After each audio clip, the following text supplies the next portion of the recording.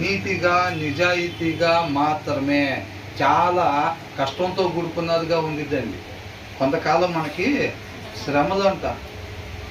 శ్రమలంట, ఇరుకు మార్గం అంట.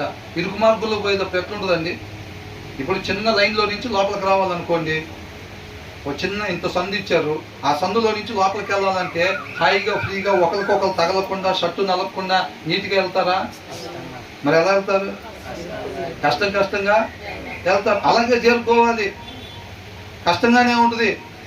ఏంటి బ్రదర్, చుట్టూ రంగులు పెట్టి, అంత రంగులమయం పెట్టి దాని మధ్యలో మీరు అట్లా ఉండి వెళ్ళమంటున్నారు ఏంటి బ్రదర్?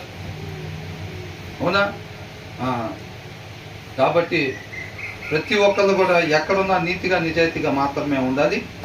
ఎవరైతే అలా నీతిగా ఉండరో, but who is crooked in his ways, అంటే మార్గం తొలగిపోయిన వాళ్ళు, అలా నిజాయితీగా లేని వాళ్ళు వీళ్ళు లంచాలు తీసుకుంటున్నారు కదా, మన ఒక్కళ్ళే ఏముంది, మనం కూడా కొద్ది గొప్ప తీసుకుని దాంట్లో దశభాగం పాస్టర్ గారికి ఇద్దాం.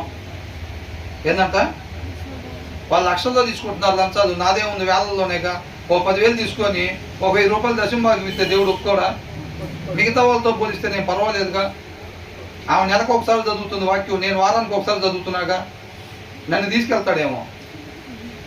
వాళ్ళని బట్ట ఆమె అసలు ప్రార్థనే చేయదు, ఆమె సినిమాలు కూడా చూసిద్దంట. నేను సీరియల్ లేక ఆమె వదిలిపెట్టి నన్ను తీసుకెళ్తాడు అనుకుంటా. అట్లా ఉండిద్దా? అట్లా ఉండదండి.